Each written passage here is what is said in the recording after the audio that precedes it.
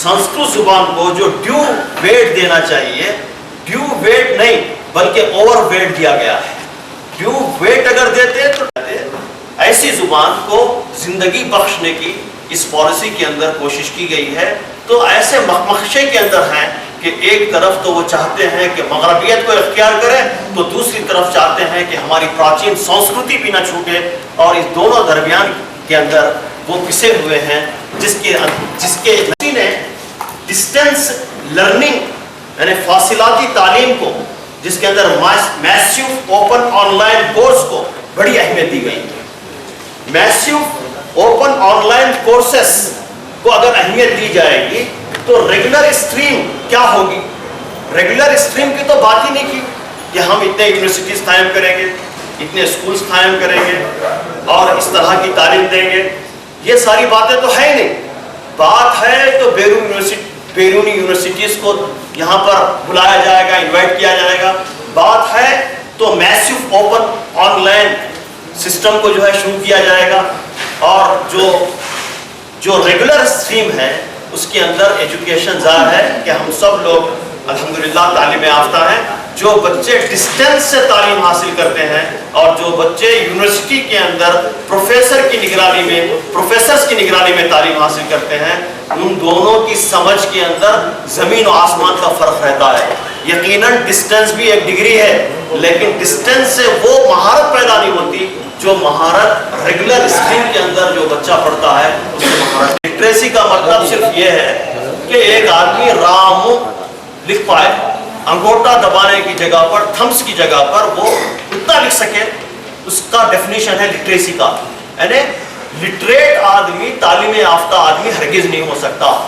और आज भी इस मुल्क के अंदर 60% लोग गैर तालीम याफ्ता हैं, और ऐसे मुल्क के अंदर आप GDP का 6% हिस्सा रखना ये सरासर नाइंसाफी है।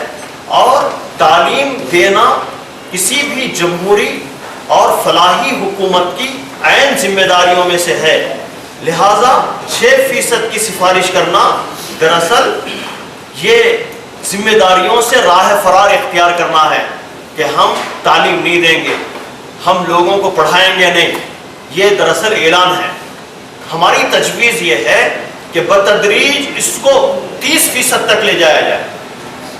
बल्कि आपको सुनकर ताज्जुब होगा कि अभी हालिया ज़माने में जो हुकूमतें उभर कर आईं, जहाँ पर जमहूरियतें कायम हुई, वहाँ पर GDP का 34% हिस्सा तालीम के लिए खर्च किया जा रहा है। 34% तालीम के लिए खर्च किया जा रहा है।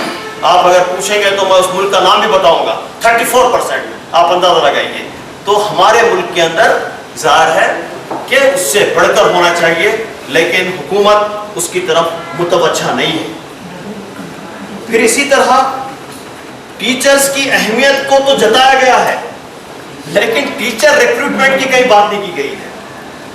और जो टीचर स्टूडेंट रेशो है उसको भी घटा दिया गया है। टीचर स्टूडेंट रेशो, उसके सिलसिले में भी कोई क्लियरिटी पूरी पॉलिसी के अंदर नहीं पाई जाती। फिर इसी तरह इस पॉलिसी के अंदर स्कूलों के अंदर बच्चों की सेहत की निगहदाश्त के लिए, हेल्थ केयर के लिए मोबाइल वैन की सिफारिश की गई है। इस ज़िम्मन में हमारी सिफारिश ये है और हमारा रिकमेंडेशन ये है कि हुकूमत महकूमे सेहत और ख़ास तौर पर शोबे सेहत और तग़ज़िया न्यूट्रिशन डिपार्टमेंट की तरफ से बाज़ाब्ता स्कूल्स के अंदर चेकअप का भी निज़ाम हो, और वहाँ पर डिस्पेंसरी का भी निज़ाम स्कूल्स के अंदर और ख़ास तौर पर इकामती मदारिस के अंदर कायम किया जाए। तो इस तरह ये पॉलिसी एक बेसब्र किस्म की पॉलिसी दोस्तों हमारे सामने आई है। जमात इस्लामी हिंद हल्के तेलंगाना और उड़ीसा इस पर वो सख्त एतराज़ जताती है और मुतालबा करती है कि इसको रीराइट किया जाए, इसको स्क्रैप कर दिया जाए, और माहिरीन तालीम के ज़रिए से फिर इसको रीराइट करना वक्त की अहम तरीन ज़रूरत है। वरना इसकी खामियों के साथ में ये ब्यूरोक्रेट्स की बनाई हुई पॉलिसी इस मुल्क के अंदर नहीं चल सकती। हमारे पास डिजिटल इंडिया ये एक नारा है, हमारे पास फला नारा है, लेकिन तालीम सबके लिए कोई नारा नहीं है। तालीम के लिए हुकूमत कुछ करेगी, कोई नारा नहीं है, और ये बात कहीं पॉलिसी के अंदर लिखी हुई नहीं है। اس طرح اس پالیسی پر یہ اعتراضات آپ کے سامنے رکھنے تھے، ہم نے آپ کے سامنے رکھے ہیں. మిత్రులారా